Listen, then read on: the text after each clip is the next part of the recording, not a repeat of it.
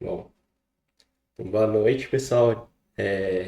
Então, na aula de hoje, a gente vai falar um pouco sobre visão computacional para reconhecimento facial. Mas antes, eu vou falar um pouquinho da última tarefa lá que vocês fizeram. É, Como que a gente pode testar, né, aquele Teachable Machine. Então, a tarefa da aula anterior era para vocês usarem ali o Teachable Machine, né, que aí vocês conseguiam fazer um modelo e exportar ele como os pesos dele as classes que você criou, né? E aí eu peguei aqui, tô pegando aqui como exemplo a tarefa do João Batista e aí eu fiz o download aqui, ele mandou esse zip para mim e duas imagens para eu testar, né? Então vamos abrir aqui esse zip, ele tem esse Keras Model e esse Labels. Deixa eu extrair aqui para a área de trabalho mesmo. E aí eu vou puxar ele aqui pro caderno que eu vou colocar ali o link para vocês no Moodle também. Tá, esse aqui era da tarefa do Fábio, que eu estava testando também. Vamos jogar aqui em cima que acho que ele substitui.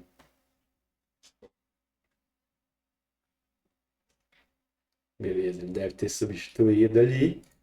E a gente vou subir as duas imagens ali. Vou tirar as imagens, senão ele vai tentar classificar. Se bem que eu vou deixar aí para ver o que, que acontece. Então a primeira coisa para a gente conseguir testar, né, é que a gente tem que voltar para a versão 2.12. Ele já está na versão 2.18 e aí tem algumas incompatibilidades de nome de camada, de argumentos para chamar as funções, e aí acaba que você não consegue carregar o modelo se você usar a versão 2.18. Então a gente baixando aqui para a versão 2.12, ele demora um pouquinho para instalar, né? E na hora que instala ele pede para você reiniciar a sessão, tá? Isso é rapidinho, ele reinicia sozinho ali, aí você pode continuar aqui executando, tá? Então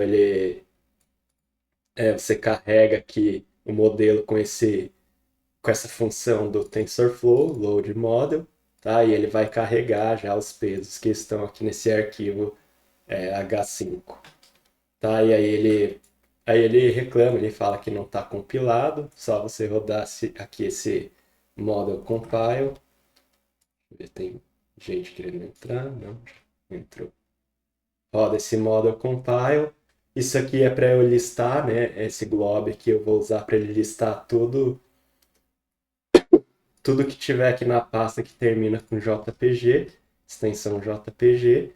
Ali tem os arquivos da outra tarefa do Fábio também, né? Então, só para ver o que, que vai acontecer, né? Na hora que eu tentar classificar elas. Vamos dar uma olhada aqui nos labels dele. Então, tem imagens com sorriso, parece, e sem expressão, né? Vamos ver se ele consegue reconhecer. Então aqui, o que, que eu estou fazendo? Então eu estou caminhando por todas as imagens. Aí aqui é só para isso aqui é só para eu mostrar a imagem, né? Então mostrar a imagem e dados da imagem, né? Então aqui eu estou mostrando o caminho da imagem e aqui eu estou só para mostrar a imagem. Aí para cada uma das imagens, depois eu vou então carregar a imagem. Primeira coisa que eu tenho que fazer é reduzir o tamanho dela. Depois eu vou transformar em array, né, em uma matriz, e normalizar aí para valores de 0 a 1, que é o padrão que ele aceita, tá? O que mais? Daí eu vou rodar aqui a predição, esse model predict, e esse model predict, para mim, ele vai sair três. Aqui no caso da tarefa anterior, né, tinha três classes, então para cada classe ele vai sair uma probabilidade de ser aquela predição, tá? Só que ele sai em notação científica aqui, né? Você olha aqui os que tem -1, praticamente só ler que é 99% de chance de ser esse daqui, né? Isso aqui, essas outras duas tá quase zerado, tá? Então eu vou imprimir as predições, vou carregar. Ah, nem precisa estar dentro do loop isso aqui, né? Vou carregar as classes, o nome das classes aqui fora. Aqui é só para eu preencher, né? Que classes que tem. Na verdade, vou até deixar antes aqui para não confundir com o código principal. Né? Aqui ele só está carregando que classes que tem ali no labels. Então tem sorriso e sem expressão. Então ali ele está predizendo, mostra aqui quais são as classes e no final qual classe que ele classificou. Né? Então a classe que ele vai classificar no final vai ser a que tiver maior valor, né? Entre as predições. Então esse argmax ele vai sair aqui se esse for o maior 0, né? Se esse for maior índice 1, se esse for maior índice 2. Então vai sair que 0, 1 ou 2, dependendo de qual é o maior aqui. Que no caso é o 1, então vai predizer que é o controle, tá? Vamos testar aqui que eu nem rodei ainda também o do João aí. Vamos ver o que vai sair desse. Que bicho que sai. Então ali o óculos saiu como sorriso, 99% de chance. Aqui, certo, né? Uma moça sorrindo ali saiu como sorriso. O fone também saiu com sorriso. E esse aqui também acertou, né? Então a moça ali sem expressão realmente não tá sorrindo, né? Então deu 99% de acerto. Então ficou bem certinho, né? Esse daqui do João, né? Deu certinho. Não sei se você treinou com essas imagens aqui também. Você colocou essa e essa daqui no treinamento ou não? Porque o certo é você não pôr, né? As que você vai mandar para testar, certo é você não usar elas para treinar, senão é meio que você tá trapaceando, né? Por isso você já mostrou para ela, então ela já sabe como treinar aqui. Ah, então excelente aí, ó. Beleza. E aí você subiu uma por uma as imagens lá no Teachable Machine? Ou você treinou com webcam também?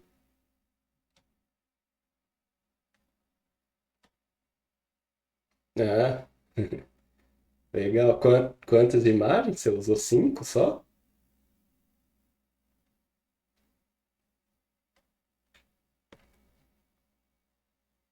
Nossa,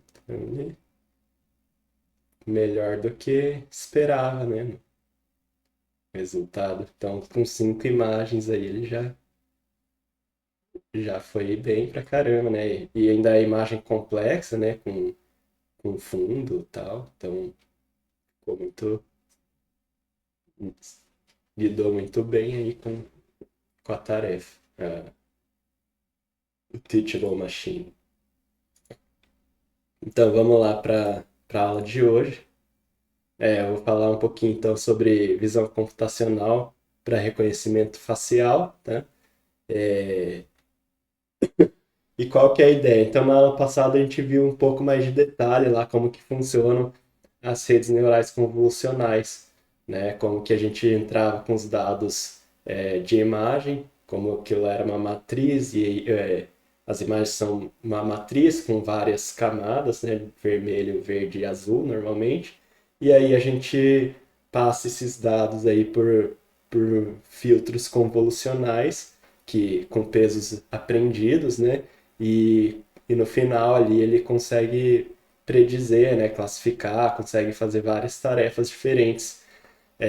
Eu mostrei ali para vocês exemplos de classificação, né, do que era. Eu acho que eu tinha usado o ResNet, né, eu acho na tarefa anterior, na aula anterior, e eu mostrei ali imagem de cachorro, né, de macaco, e ele conseguiu saber o que era, né? Sem saber ali de que classe que era. Então vamos ver como que a gente pode fazer então para usar essa mesma rede ou se a gente precisa criar uma nova rede para fazer uma aplicação de reconhecimento facial. Então, como que era feito antigamente, né, o reconhecimento facial? Então já não é uma coisa nova, na verdade, tentar criar um, um programa, uma rede neural que consegue algum, na verdade, algum software, né, algum algoritmo que consegue reconhecer as faces por meio de imagem, né? E, e basicamente hoje a gente já tem um monte de aplicação de verdade, né? O que já só existia em filmes de ficção científica aí há uns 15 anos atrás, hoje já é aplicada aí uma aplicação até que trivial, né? Tem várias portarias de condomínio, de empresas, já tem esse sistema aí de reconhecimento facial, né?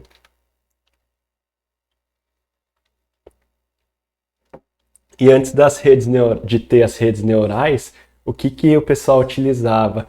Eles utilizavam muito métodos de extração de feições da imagem, extração de características das imagens. Então eles treinavam de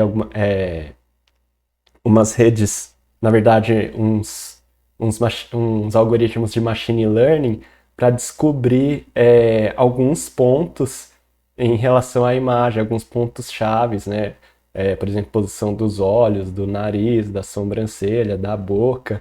E esses pontos chaves eram utilizados então depois para alimentar, para falar assim, essa pessoa tem tal distância entre os olhos, tal distância entre o olho e o nariz, etc. Então deve ser tal pessoa. Tá? Então as primeiras formas de reconhecimento facial utilizavam isso, né? Utilizavam as características da estrutura do rosto em si, né? Não necessariamente todos os detalhes do rosto. Então não era algo tão preciso, né? Não funcionava tão bem, sim, tão bem assim. Né? Então, basicamente, ele jogava esses dados numa tabela e aí usava um algoritmo de machine learning comum aí, um random forest, qualquer coisa do tipo, para classificar de quem que era aquela foto, aquela imagem, né? Então utilizava-se filtros para varrer a imagem, buscando padrões, né, que revelasse parte dos olhos e parte do rosto e, como eu falei, não eram tão eficazes assim. Como que funciona a rede com a visão computacional moderna, né? Então, basicamente, o que a gente vai fazer eles se separam em duas partes. Uma primeira parte é detectar onde está o rosto, né, na imagem. Então a gente detecta onde está a imagem, em qual local da imagem. Então meio que a gente vai treinar a rede neural CNN mesmo, a rede neural convolucional mesmo, para em vez de ele sair classe verdadeiro e falso, ele falar assim, ele dá qual é a posição em que o rosto está, por exemplo, X e Y do início do rosto aqui, sei lá, e a largura e a altura do rosto, tá? Então você vai treinar ele para sair isso, a posição onde está o rosto e a largura e a altura do rosto nessa imagem, tá? Então você vai treinar ele para cuspir quatro informações, na verdade. Então vão sair quatro neurônios.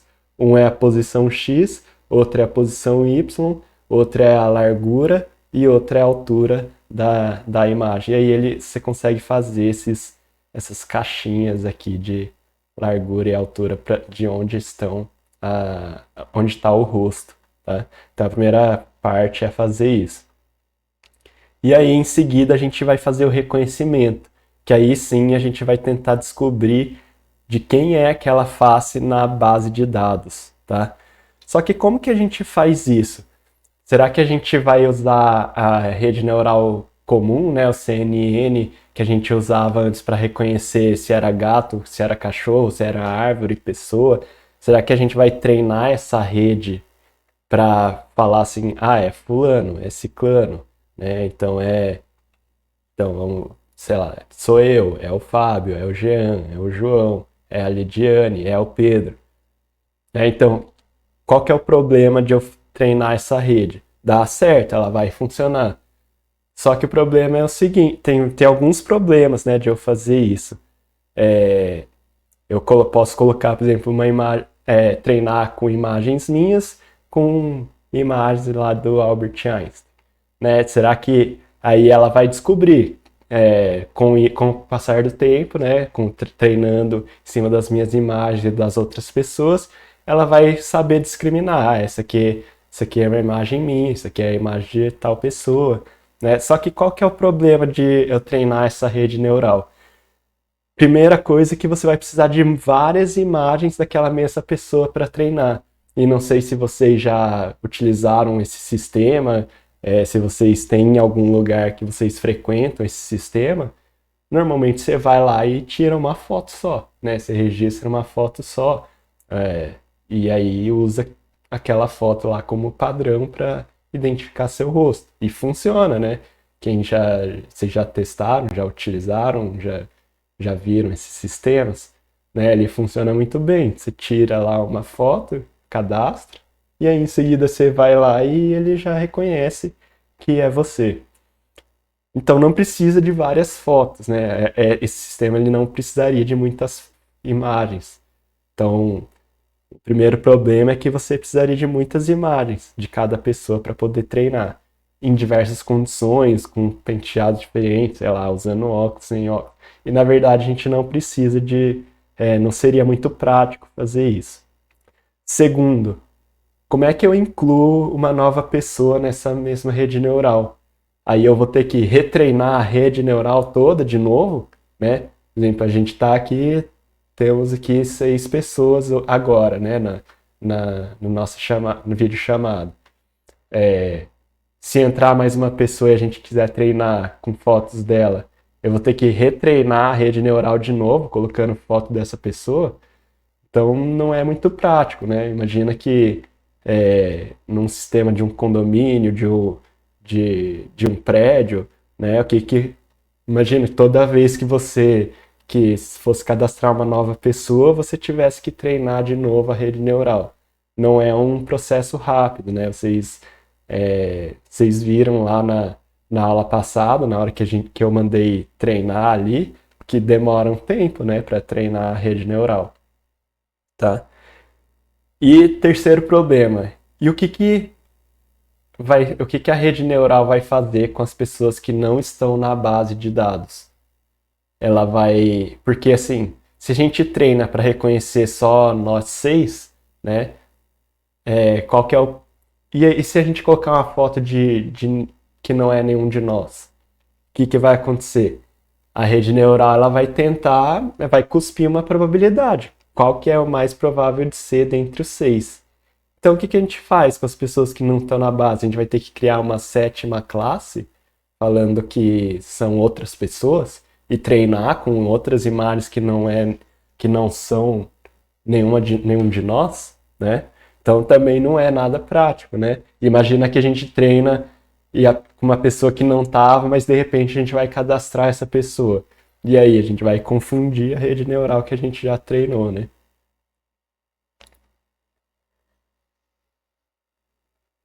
Então qual que é a solução que a gente usa?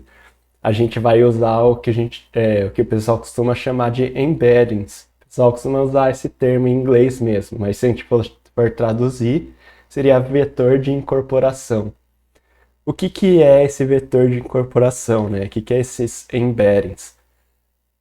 Quando a gente passa lá pela rede neural, né, pela CNN, as últimas camadas elas são lineares, né? Eu falei lá que no final você vai transformar lá as matrizes em redes neurais lineares dessa forma aqui, né? Em camadas lineares dessa forma aqui.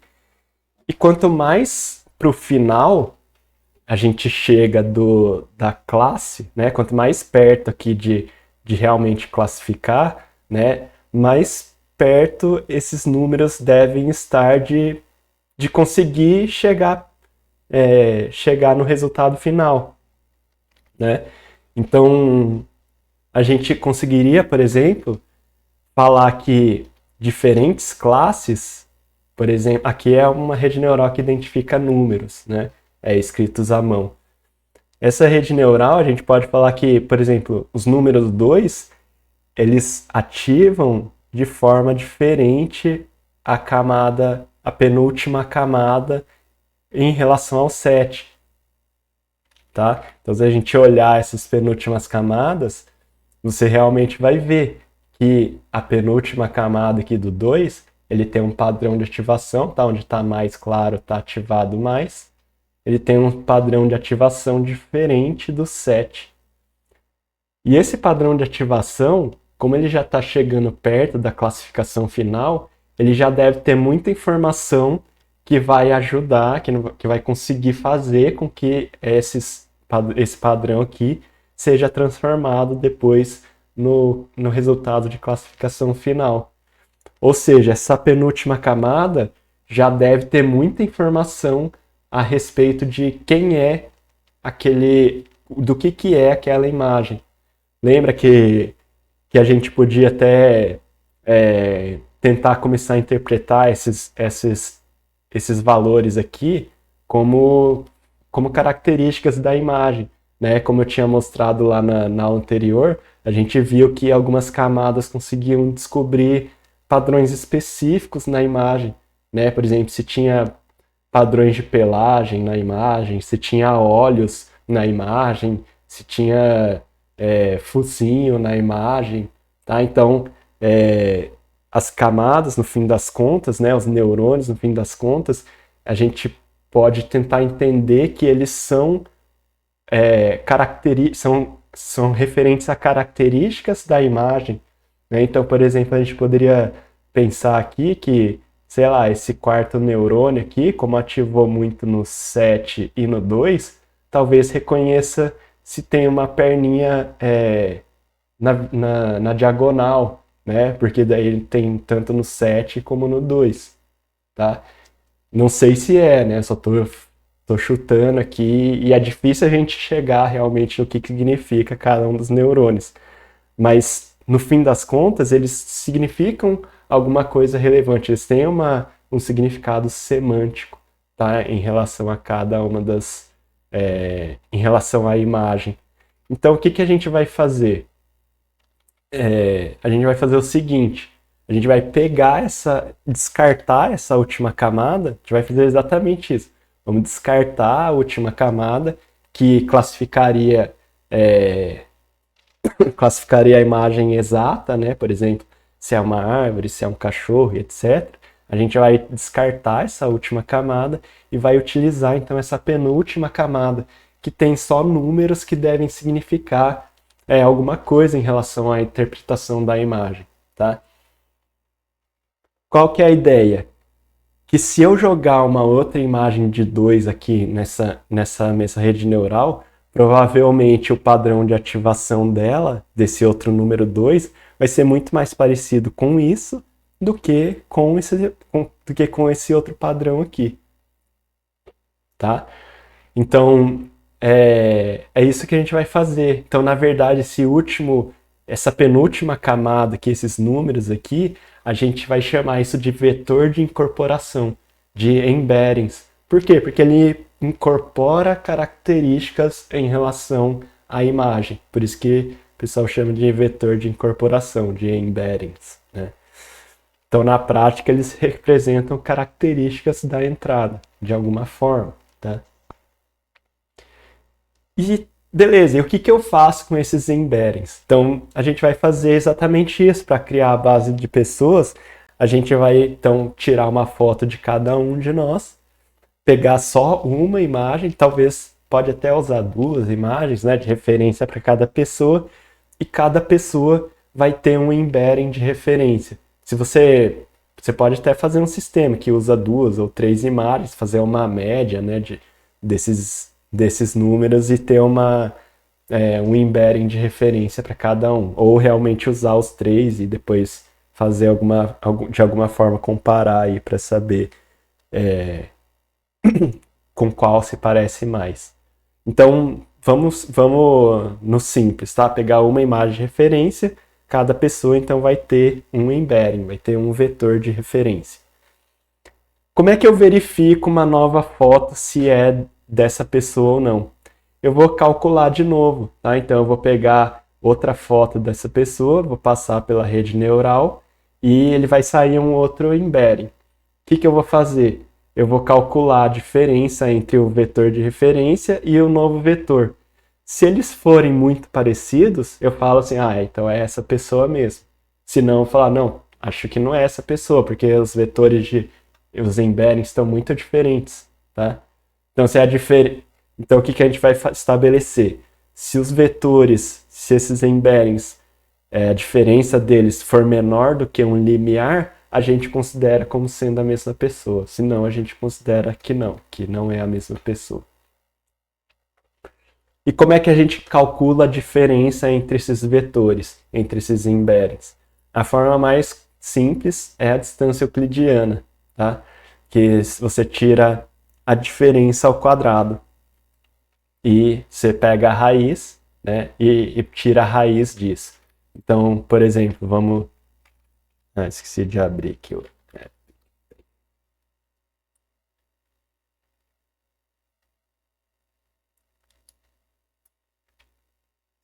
Tá, então vamos supor aqui que a gente tem dois vetores de incorporação, tá? Tem um de uma pessoa que quer... Eu vou colocar números inteiros aqui para facilitar um pouco pra gente, né? E aqui, então, é uma pessoa 1 aqui, pessoa A, tá? E aqui é a pessoa B.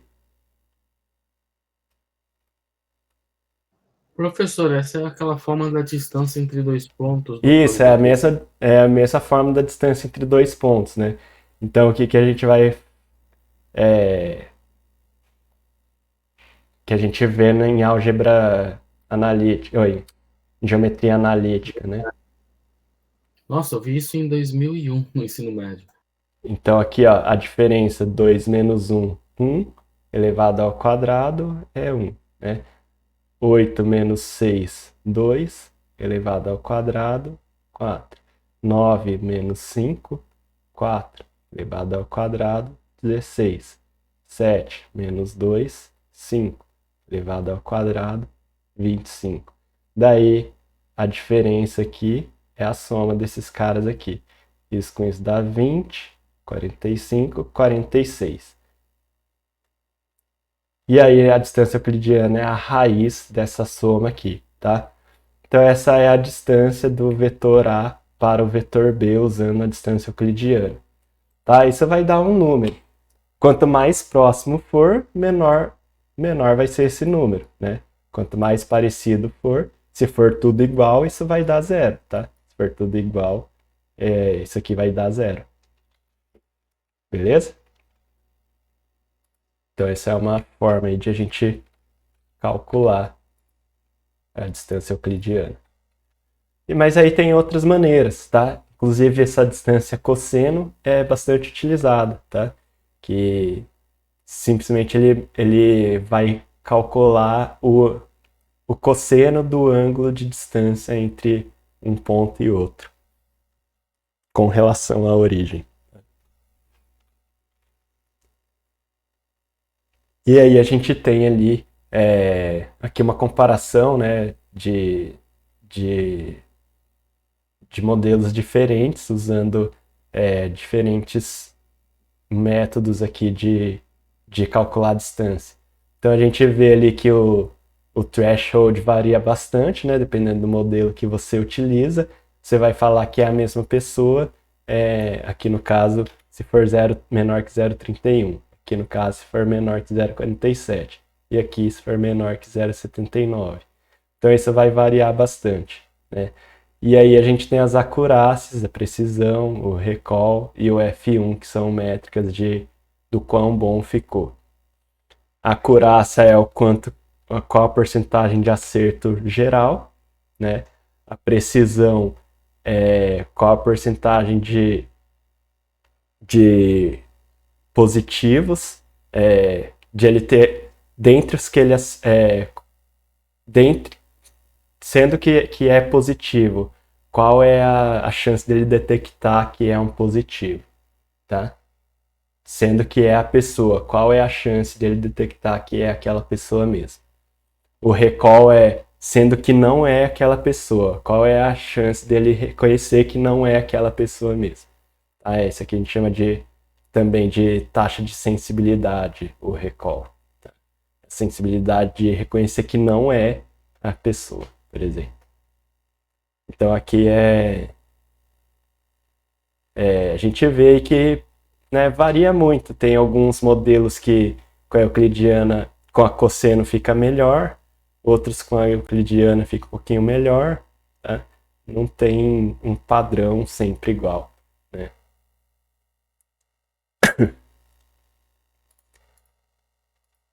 E aqui eu fiz um caderno prático aqui para vocês, e é interessante que eu usei fotos da minha família mesmo, tá? Para comparar se ele conseguia reconhecer entre eu e os meus irmãos e o meu pai quem que é quem ali.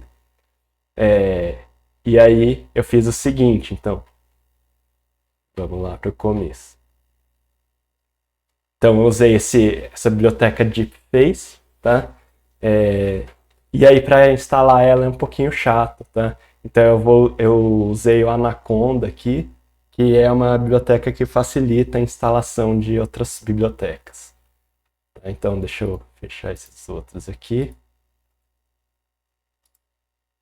Vou fechar lá os outros ambientes para não ficar pesado aqui, porque agora eu vou rodar com o T4, que é com uma placa de vídeo. Isso aqui demora um pouquinho, né? Ele vai instalar ali o Conda. Eu vou explicar antes de rodar, eu vou explicar ele, porque senão ele vai sumir as saídas aqui. Tá? Então, basicamente eu instalo ali o DeepFace, tá?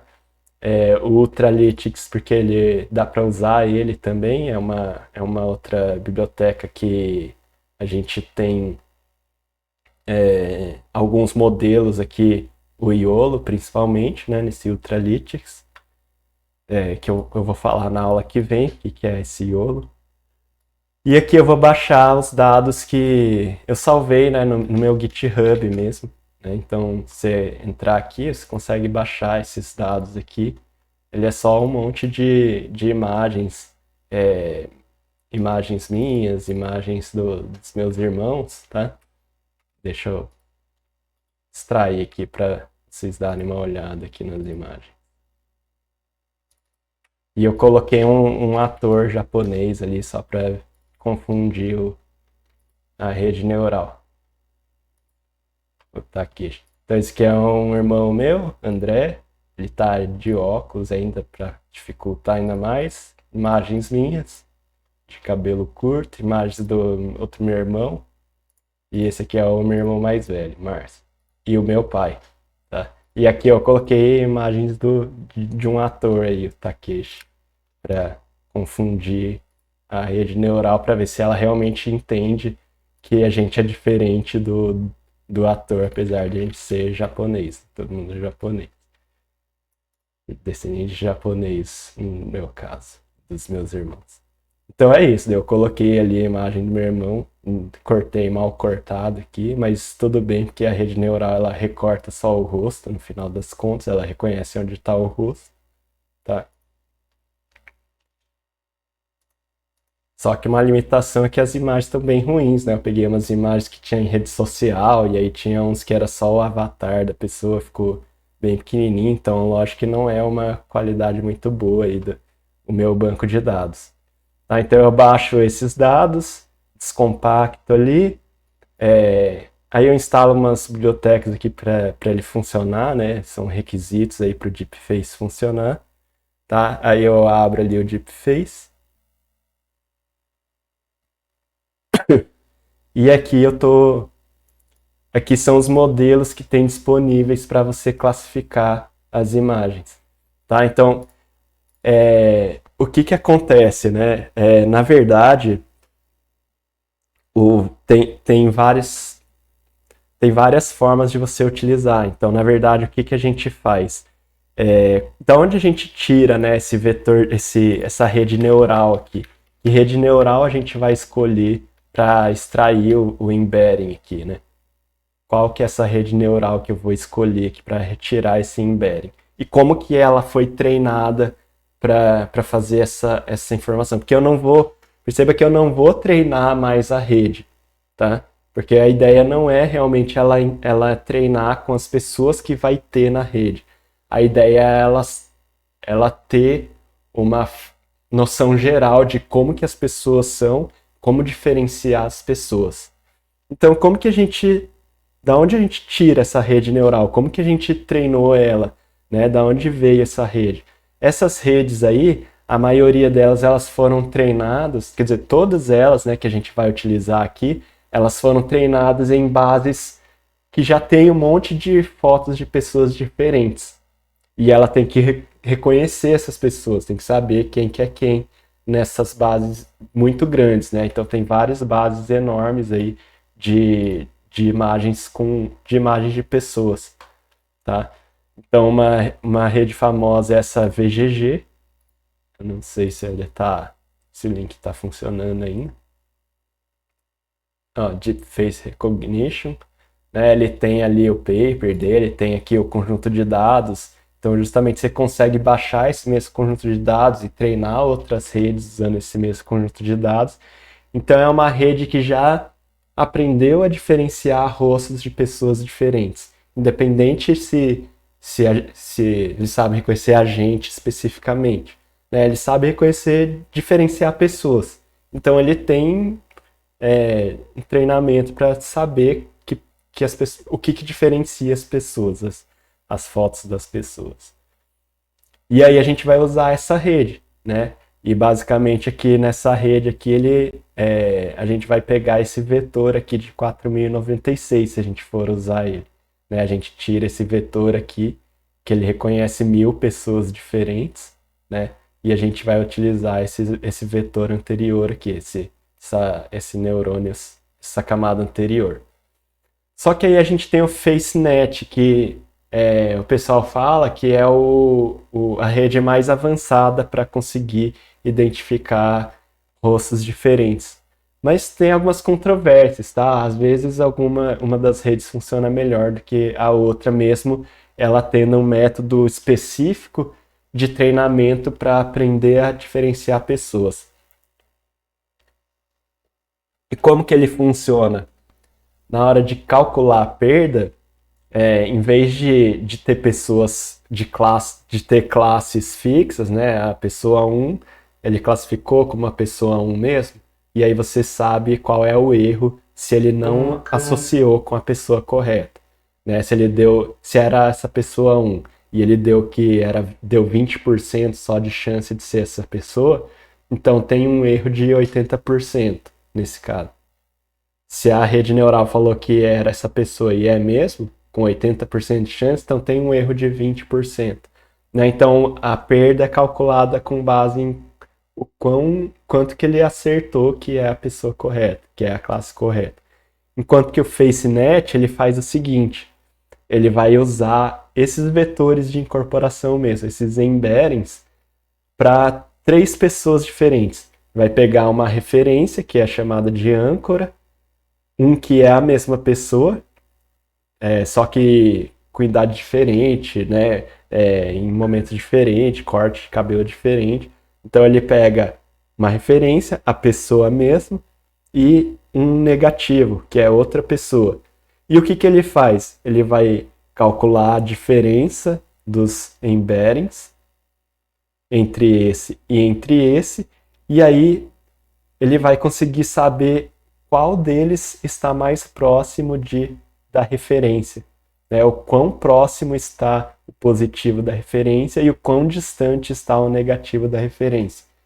Então, o que essa função de perda tem que fazer? Ele tem que maximizar a diferença do negativo para a referência e minimizar a diferença do positivo para a âncora. Então, ele tem aqui justamente o cálculo da perda é assim, né? A diferença entre a âncora e o positivo, né? Que vai dar, por exemplo, se o perfeito vai falar que é 0, que não tem diferença entre a referência e o positivo, e a diferença entre a âncora e o negativo. Então, quanto mais diferente for a âncora, a referência do negativo, maior vai ser esse número aqui, esse D, essa diferença entre a âncora e o negativo. Então, mais negativo vai dar a perda, tá? Então, se for idêntico a âncora e o positivo, vai dar 0. Quanto mais diferente for a âncora do negativo, mais negativo isso aqui vai ser, tá? Então,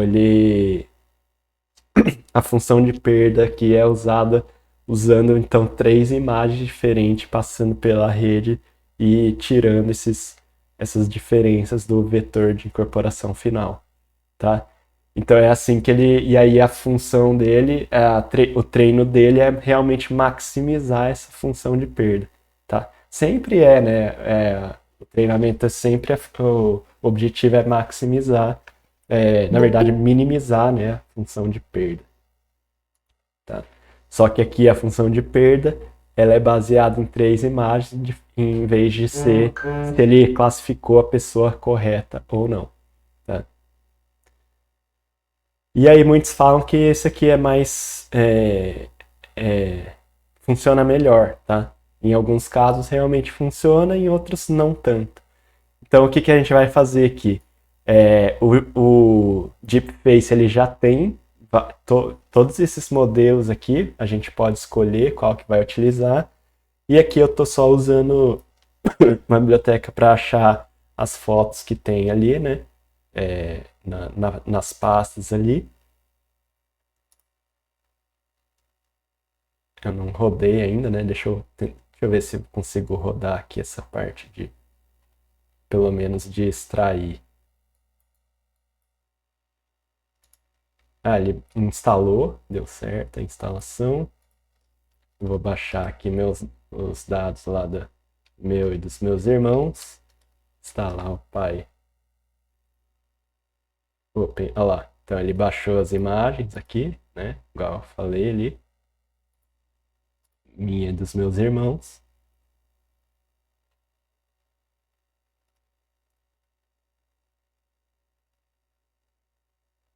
Ele deu um erro aqui, não sei se vai conseguir rodar. Depois eu vejo. Vamos só ver aqui, depois eu tento rodar ele para ver. Deve ter atualizado alguma biblioteca e ele não está conseguindo rodar. Então aqui está listando só, é a lista das imagens que tem. E isso aqui é a lista de opções que eu tenho para reconhecer onde está o rosto, tá? Para ele fazer lá os quadradinhos em volta do rosto para recortar a imagem só do rosto mesmo, tá? Para o fundo não interferir no resultado final. E aqui eu vou rodar realmente, então, para cada imagem, né? Então aqui é a lista de imagem, para cada imagem eu vou rodar ali o Deepface, e aí eu vou falar qual modelo que eu vou utilizar, que eu estou usando o modelo 2, e usando o back-end set, que é o YOLO, tá? Para reconhecer onde está a cara, aqui é o back-end, e o model é o modelo mesmo, estou usando o FaceNet aqui no caso, que segundo reza a lenda é o melhor. Então, aí o que eu faço? Eu vou usar isso aqui, na verdade, essa é a referência, né? Eu uso de referência, e aí eu estou só rodando aqui qual que é a diferença, então, dentre cada uma das fotos, tá? Então, aqui, entre a foto Caio 2 e a foto original. A diferença aqui é 0,50. Qual que é a diferença entre a do Márcio e a original? 0,31. Entre a do meu irmão André e do meu irmão Márcio. É 0,65, já é maior, né? Aqui a gente está comparando a pessoa com a pessoa mesmo. Então 0,50, 0,31. Aqui é um irmão meu, André, com o Márcio. Então já é diferente, já dá maior. Aqui é o ator, né? O Takeshi, com uma imagem dele mesmo, 0,41. E com o do Takeshi contra o meu irmão, o André, 0,67. Aqui, mesma coisa, aqui já deu mais diferente, né? Justamente porque eu fiz de propósito até isso aqui, né? Eu dificultei ali para a rede neural que eu coloquei a imagem de de referência, de treinamento, uma foto dele sem óculos, né? Enquanto que as fotos aqui para ele achar tá tudo com óculos, né? Por isso que aí dificultei, né, para a rede neural aqui. Então ele, inclusive, achou que a foto do meu irmão é até parecida comigo também, né? Não sei o que vocês acham. Aqui o Márcio, né, com ele mesmo, ó, deu bem diferente até o 1 com o 0, tá? O Márcio 1 é uma imagem bem ruim, né? Tá com a qualidade bem ruim. Talvez por isso que não dá muito bom. E também ele, mesmo recortando o rosto, tem a minha sobrinha tá aqui do lado, né? Então vai acabar atrapalhando também a rede neural. E ele com o Daniel, aqui eu com eu mesmo, então deu bem próximo. Daniel com ele mesmo dá bem próximo, com o Takeshi mais distante, e assim por diante. Então é assim, daí você consegue estabelecer um limiar para falar, se for menor do que 0,5, considera a mesma pessoa. Se não, é outra pessoa. Tá? Aqui, então assim por diante, né? E aí agora a gente consegue extrair os embeddings, né? A gente vai extrair os embeddings aqui e aí eu vou calcular todos contra todos, então, tá? Então, as fotos essa foto aqui do meu irmão de referência contra todas as outras fotos. E aí, ó, ele dá os valores aí de diferença.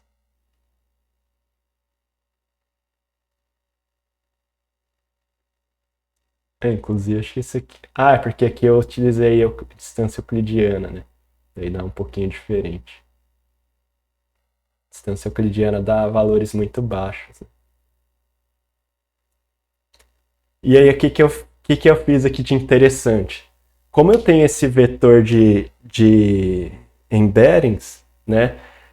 São muitos dados, né? O FaceNet, ele sai 128 características, 128 neurônios nessa penúltima camada. Então, como tem 128 características, ficaria difícil de eu ver em gráfico, né, 128 colunas diferentes. O que eu vou fazer aqui? Eu vou usar uma técnica de redução de dimensionalidade chamada PCA, Principal Component Analysis. O que essa análise de componentes principais faz? Ela faz uma transformação matemática matricial em cima dos dados, de forma a descobrir quais são as variáveis mais importantes, tá? Quais são as variáveis que capturam maior variância entre os dados na geral, né? Ele captura a maior variância possível em diferentes componentes, tá? Então aqui eu rodando aqui esse PCA, né? Eu quero só 2 componentes, então eu quero transformar esse 128 em apenas 2 componentes, tá? Aí você roda isso daqui e aí ele gera aqui esses componentes aqui para cada uma das imagens, tá? Aqui é cada uma das pessoas. Então, a imagem 0 tem esse componente 1 com esse valor, componente 1 com esse valor, componente 2 com esse valor. Então, são 2 componentes que eu extraí. Então, eu diminuí de 128 para só esses 2 componentes. E o PCA, ele tem o quanto que só essas duas variáveis, no final das contas, explicam da variância em relação à variância geral dos dados, tá? Então, ele não explica tanto assim, né? A primeiro componente, ele explica 25% da variância total dos dados, enquanto que o segundo componente explica 13% em relação aos dados como um todo. Então, no final, aqui eu tenho uma explicação de aproximadamente 40% da variância usando só esses 2 componentes. É baixo isso, né? É comum até em outras bases de dados você chegar a 80%, 90% de explicação só usando dois primeiros componentes. Só que como é muito complexo a rede neural é muito complexa e ela realmente extrai da melhor forma possível os componentes, né, esses 128 características, no final quase todas elas são importantes para explicar os dados, por isso que o PCA não consegue ficar tão bom aqui no final das contas. Mas mesmo assim, né, como eu tenho agora só 2 componentes, o que eu vou fazer? Eu coloco cada uma das imagens em um gráfico, colocando o componente 1 e o componente 2 num gráfico. Aí eu consigo mais ou menos saber o quão separado, o quão perto estão, né, as imagens entre si, tá? Quanto que o modelo achou parecido aí as imagens entre si, tá? Então aqui eu consigo ver aqui as imagens dos rostos já cortados, né, do jeito que a rede neural recortou. E aí a gente vê, né, como que ficou a confusão ali. E a gente vê aqui que esse meu irmão aqui, o Daniel, né, ele ficou mais separado, então a rede neural conseguiu, né, de certa forma, separar ele bem. E o ator lá, que não tem nada a ver com a minha família também, né, ficou bem separado aqui em relação aos outros aí, aos meus outros irmãos, eu e o meu pai. Tá. Daí, lembro que eu coloquei aqui uma imagem do André sem óculos e imagens dele com óculos, né? Então ficou aqui, ele é bem diferente sem óculos em relação a ele com óculos, né? No, pela PCA aqui. E aqui eu também tô aqui, mas só que tem uma imagem aqui do meu irmão, justamente aquela imagem que tá bem pequena, né? E que tem a minha sobrinha colada aqui no rosto dele, né? Então vai atrapalhar isso a rede neural. Né? Então, mas ele achou aqui por essa foto ele parecido com essa foto minha aqui. Né? Não sei o que vocês pensam disso. E aqui ele também, aqui é o Márcio também, só que ó, ele tá de cabelo comprido, né? Então tá bem diferente ali dessa foto aqui, né? Ele de cabelo comprido e ele de cabelo curto. E aqui o meu pai ficou entre eu e o meu irmão mais velho aqui. E aqui o André de óculos ficou bem distante, né, dele sem óculos. Então, isso aqui é um jeito bem interessante, né, de a gente tentar visualizar como que a, a rede neural se comportou em relação à separabilidade aí entre as fotos aí. Tá? Aí aqui eu faço com 3 colunas, né? Em vez de dois, eu coloco 3 componentes. Só que aí na imagem 3D não dá para eu colocar uma foto aqui, né, em 2D no gráfico 3D, mas aí eu coloquei só o nome das fotos aqui, ó. Porque daí no 3D eu consigo ver um pouquinho mais separado, né? Eu consigo ver aqui que eu fiquei bem mais separado do que parece ali na, no, no PCA com 2 componentes, né? O Takeshi também ó, ficou bem mais separado, se bem que o meu irmão aqui, o Daniel, ficou perto ali do Takeshi. Aqui a foto deve ser dele sem óculos, né? Aqui dele com óculos. E realmente aqui, na verdade, por esse gráfico aqui, o meu pai, Shigeo, né? O meu pai ficou mais parecido aqui com os meus outros 2 irmãos mais velhos, o André e o Marcos. Tá? Então isso aqui é uma forma bem legalzinha, né? Da gente tentar visualizar aí. Esse aqui é o mesmo gráfico, só que interativo, né? Aí eu consigo ver ali o André, meu pai, o meu irmão, Márcio, Daniel e o Takeshi.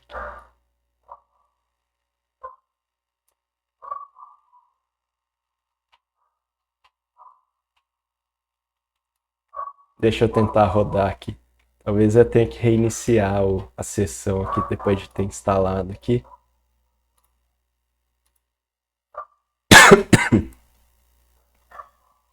Bem que ele diz que reinicia aqui, né? Mas tentar. Ele deu o mesmo erro. Acho que não vai rodar, não. Ele não roda.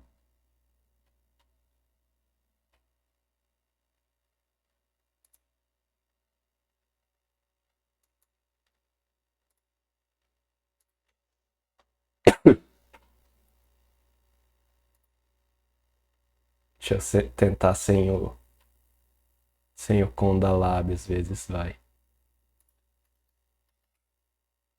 Que às vezes muda também, é que quando eu tinha rodado aqui, eu acho que eu não tava usando essa máquina aqui. Tava usando a máquina do mais com a memória, a placa de vídeo melhor, que na época eu tava apagando. É, não tenho Deep Face.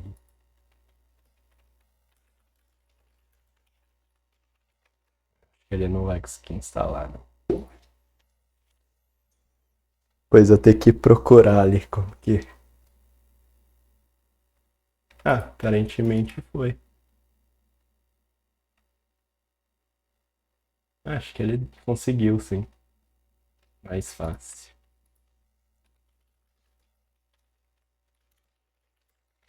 Tentar então instalar o Ultralytics também, que se der certo é melhor. Acho que vai dar.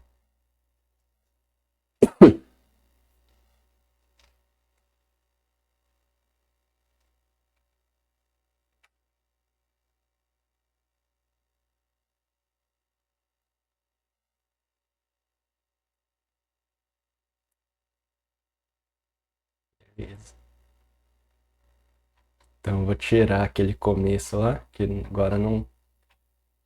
É sempre assim, quando muda as versões, aí vai, não funciona de um jeito, aí funciona de outro. É, eu tirar aquele começo ali que parece que agora eu consigo instalar direto com o pip.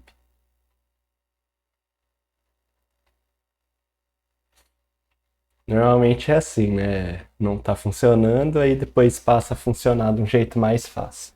Que aí o pessoal começa a reclamar, falar, ah, precisa usar isso aqui. E isso aí é um negócio muito comum de ser utilizado, né? Então, eles acabam implementando isso para facilitar um pouco.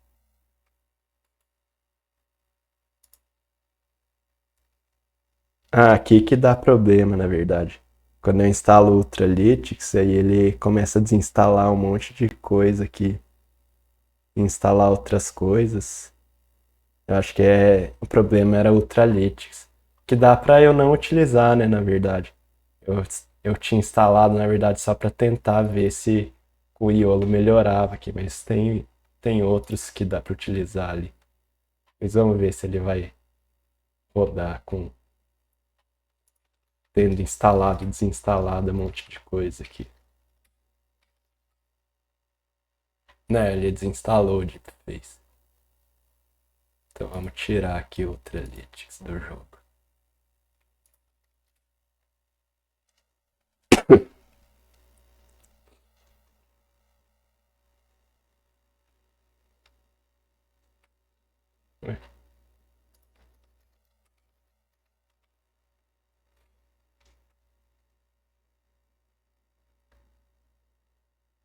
Ah não, agora foi. Fiz nada, só apaguei ele já foi. Então vamos deixar. Aqui acho que não tinha terminado de reiniciar. Aí, ele recorta as fotos. Ixi.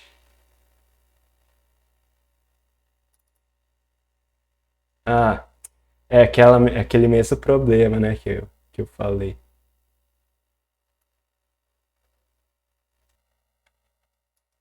Vou tentar usar outro modelo aqui.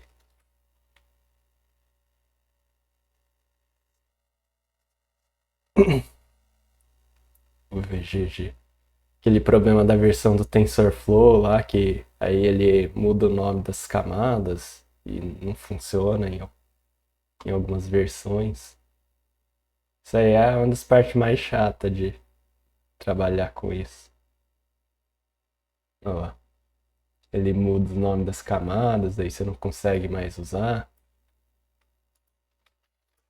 Bom, vou tentar resolver isso aqui depois.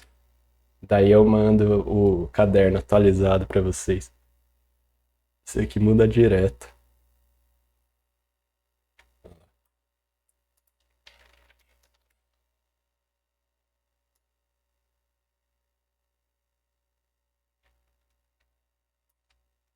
Que daí eu vou pedir como tarefa para vocês isso daqui, mas aí eu vou arrumar o caderno antes disso. Se eu não conseguir arrumar até amanhã, eu deixo mais tempo para vocês fazerem.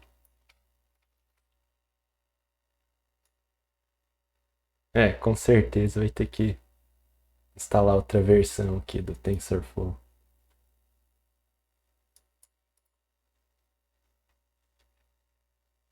Vamos tentar o que eu tinha rodado aqui, ver se essa versão 2.12 vai igual do Teachable Machine.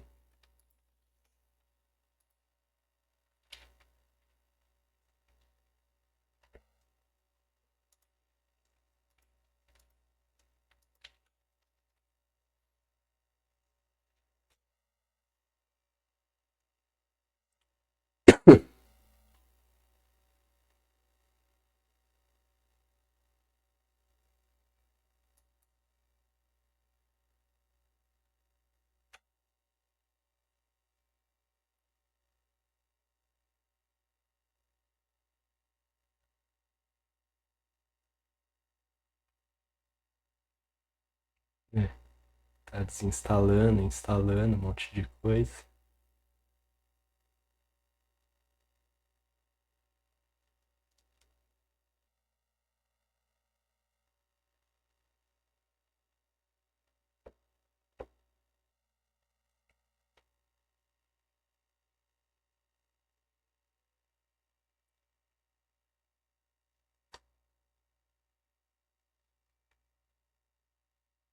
É isso, alguém quer perguntar alguma coisa? Deu para entender mais ou menos qual que é a ideia então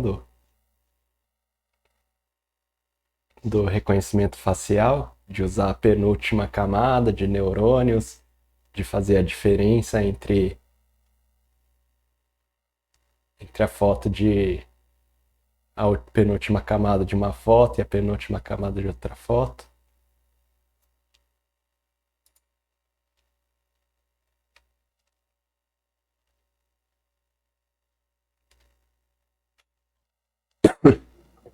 Porra, vê se é o que eu entendi. Ah, Pela diferença da distância, sobre aquela fórmula lá, a gente diminui o erro e é a partir disso que ele calcula a similaridade de uma imagem em outra. aqui na verdade só o FaceNet que faz isso, né? Que Sim, consegue calcular a diferença aqui entre o positivo e o negativo e maximizar essa diferença. Só o FaceNet que é uma novidade, né? Que eles fizeram isso aqui. Os outros todos eles foram treinados com uma base que tinha muitas pessoas e aí ele tinha que reconhecer cada uma dessas pessoas. E aí ele é treinado dessa forma. Só que aí na hora de executar, aí faz isso aí que você falou, né? Ele tira esse vetor aqui, no caso o VGG fez, 4096, e aí eu vou, quando eu colocar uma foto minha, vai sair um vetor. Quando eu passo, colocar uma foto sua, sai outro. E aí a gente calcula essas diferenças.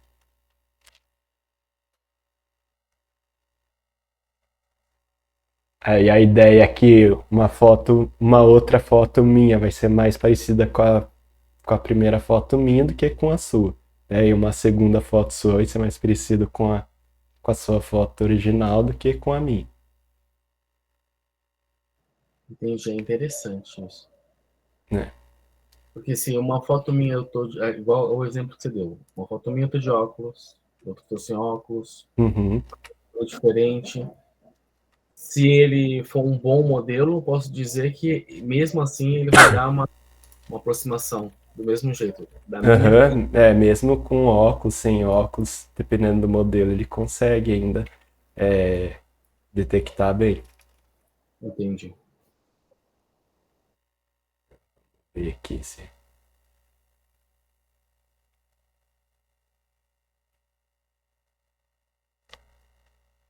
Eu nem sei que modelo. Ah, tá o FaceNet.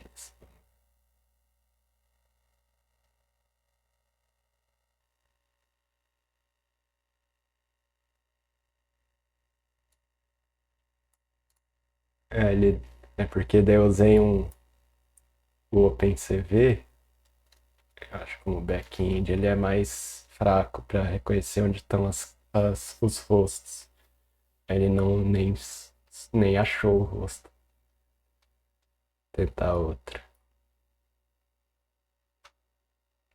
Aqui esse aí tá achando. Também não achou o rosto. Por isso que eu acho que eu acabei usando o Yola, porque ele é bem melhor. Ele funciona bem para detectar onde está o rosto para fazer o recorte, né, da foto. O recorte é esse back-end, né? É o back-end que eu mudo. Né, que vocês viram que daí ele fica só o rosto mesmo, né? Dependendo do back-end, ele recorta mais ou recorta menos.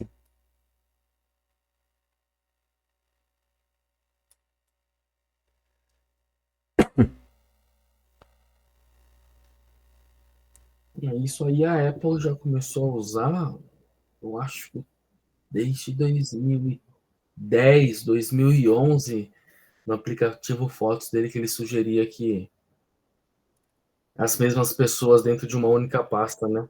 Ah, Então já faz. sim, aham. É verdade. Já utilizava isso para agrupar, né, as fotos. Inclusive é,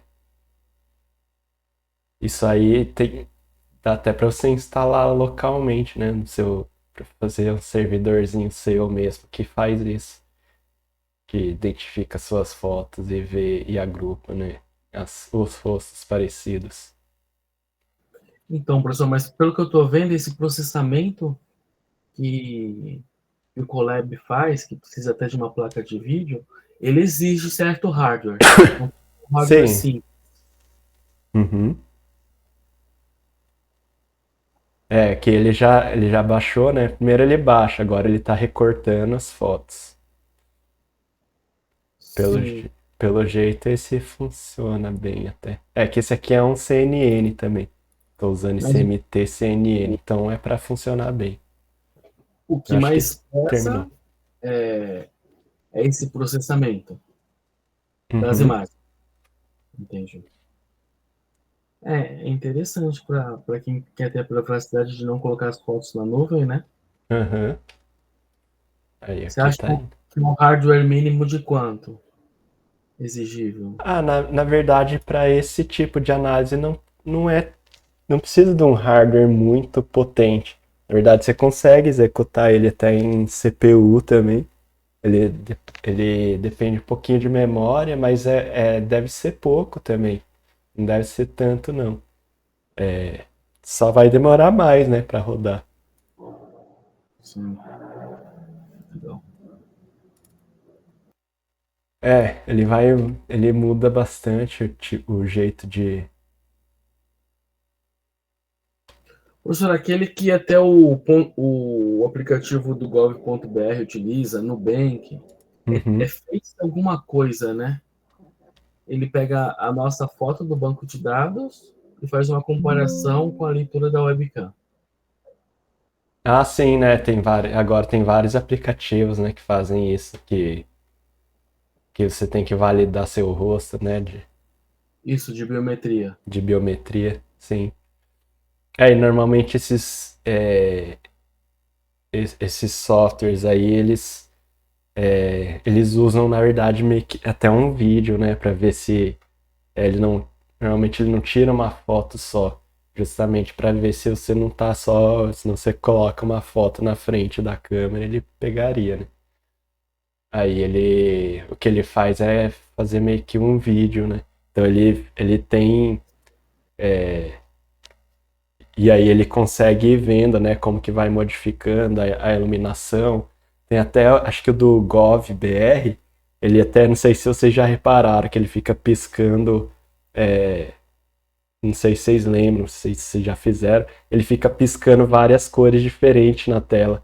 Pisca um azul, um vermelho, um verde, justamente para o Isso. seu rosto ficar iluminado de várias cores diferentes, para ele validar que realmente, né, você é um rosto mesmo, não é uma foto, que você está tentando enganar o aplicativo. E aqui, né, eu não consegui rodar aqui, mas que vocês viram aqui, ó, que saiu aqui as diferenças. E o que que acontece? Quando a gente vai fazer um sistema mesmo de reconhecimento facial, vocês veem aqui que deu uma certa confusão, né? Tem uns aqui que deu muito próximo, mesmo não sendo a pessoa. Esse aqui, na verdade, ficou certo até. Ele só não achou. Quando não aparece ninguém aqui é porque ele não achou quem que é na base. Aqui ele achou. Aqui ele achou certo. Não achou, não achou, não achou. Achou certo, não achou, não achou e não achou. Então, o que que é comum a gente fazer? A gente deixar esse valor aqui, esse limiar, bem estrito quando a gente vai realmente implementar no sistema, justamente para ter um. Você tem que atingir um resultado muito bom, né, para conseguir realmente verificar que é a pessoa. E quando você está numa câmera em tempo real, isso não é um problema, né? Porque você vai. Não sei se vocês já fizeram isso, se vocês frequentam algum lugar que tem esse sistema, mas normalmente ele não pega de primeira, né? Quando você coloca o rosto, você tem que dar uma ajustada, é, chegar mais perto, mais longe, dependendo da iluminação, né? E aí sim, em determinado momento, ele vai reconhecer você. Por quê? Porque justamente eles colocam um limiar bem baixo aqui para ser realmente bem parecido, né? Para não ter perigo aí de uma outra pessoa que pareça com você também ser validada com a sua biometria, né? Então eles colocam um limiar bem baixo, por quê? Porque daí você tem que se ajustar bem certinho ali para bater com a foto de referência, tá? Então por isso que tem uns aplicativos que são até chatos, né? Você tenta várias vezes e fala, melhora a iluminação. Justamente por isso, né? Porque ele quer que tenha uma confirmação bem forte realmente de que a foto, a pessoa é a mesma. Eles colocam um limiar bem baixo aqui, que é o caso desse daqui, né? Esse que eu usei aqui, ele ficou com um limiar bem baixo, por isso que ele nem achou aí para a maioria das pessoas. E todo mundo que ele achou certo, né? Ele bateu correto aqui, ó, com a pessoa certa.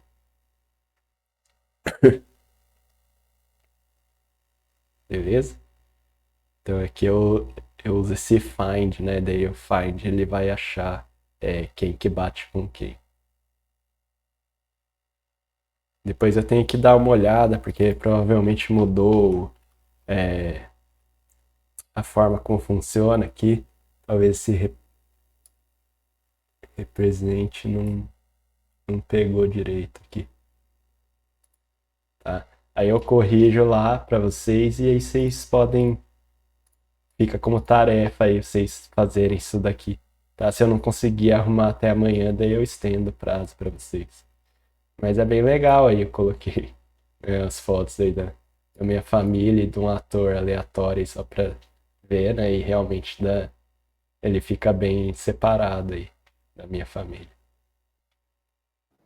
Professor, então a gente vai fazer, pegar 3 fotos, de 3 pessoas diferentes. Não, 3 fotos de 3 pessoas diferentes. É isso? Isso, E uma que não seja parecida. é, E pega três que uma não. pessoa mais diferente, né? Você sabe que é pra ser mais diferente. Na verdade, eu peguei tudo meio parecido, né? Todo mundo brinca que asiático é tudo igual. Sim. Aí, Ah, por isso que eu peguei um ator aí também japonês pra ver se eu confundi a rede neural. tá. Aí a gente joga isso pro GitHub e substitui lá no O endereço. zip lá e já é pra funcionar. Aí só tem que colocar essas duas pastas aqui, né? Igual eu fiz aqui, uma BD que é a foto de referência.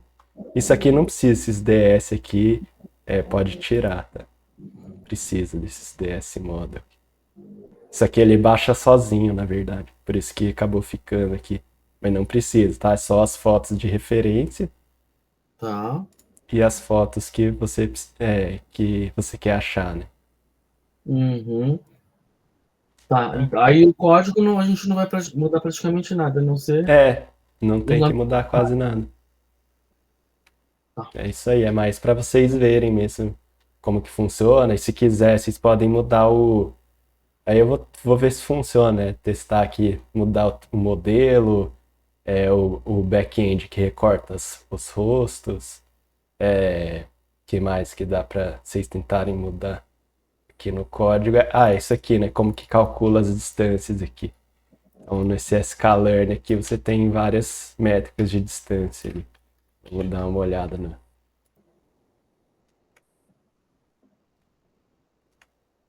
Ah, Aqui, sim, ó. tem a Euclidiana que dá um É, número Euclid. pequeno. Isso. Nome, número pequeno, né? E você pode testar outros ali, ó. Tem o cosseno, o Euclidiano L2, Manhattan. Você pode testar aí para ver o que muda também. E aí no final você coloca um- uma célula de texto aqui e escreve as conclusões, né? Que você viu aí de que você consegue concluir das análises. Quem que é mais parecido com quem, o que mudou quando você testou outros modelos, né? Beleza? Legal, professor. Depois você pode deixar nessa tarefa um tutorial só para a gente não se perder, o passo a passo das imagens, quantas de cada um, que tem que colocar o T4 lá, né? Para fazer o processamento Aham, antes de rodar. sim. Você tem que colocar ali, configurar. Quando você abrir ali esse caderno, eu acho que ele já vai estar. Tenta abrir aí o caderno que eu coloquei lá no chat para vocês. E ver se já não aparece como T4. Porque normalmente ele é associado ao caderno, né? O, quem, quem configurou o caderno, ele pega a última configuração.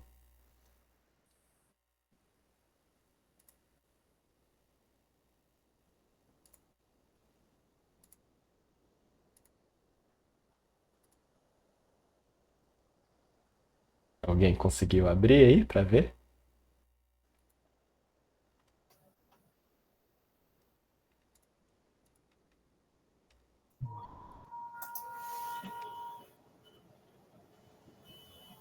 Mas aí, né, se precisar alterar aqui, ó, você vai aqui em opções adicionais de conexão, aí você põe alterar o tipo, aqui, ó. O Se meu tá não, abrindo o se não tiver o T4. meu fone. Uai, o Tá meu abrindo, abriu um tá em fone. outro caderno? Abriu um bem diferente. Tem duas Ué? imagens de Ah, duas então acho que eu calcadas, mandei errado. Deixa eu mandar de novo. Mandei outro caderno? O que eu mandei aqui? duas mulheres caucasianas e o meu fone. É que você mandou agora, precisa de acesso. Ah, Só tá. estranho. Esse aqui era o antigo, né? Ah, esse tá sem acesso? Deixa eu, Eu pedi acesso aqui deixa eu desse abrir aqui. que você mandou. Ué, era pra estar compartilhado já. Ah, tá. Como leitor aqui, acho que eu mandei o link errado, talvez. Deixa eu mandar de novo.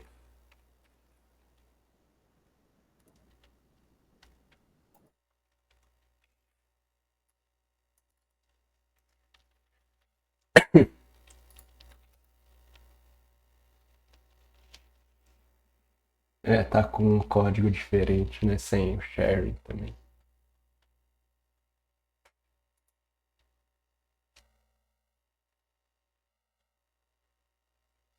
Não, mas esse aqui eu mandei errado de novo. Desculpa.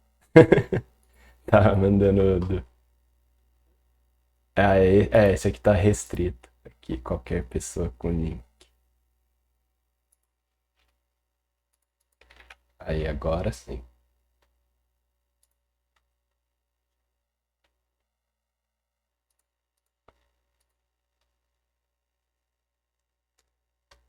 Beleza, então, pessoal?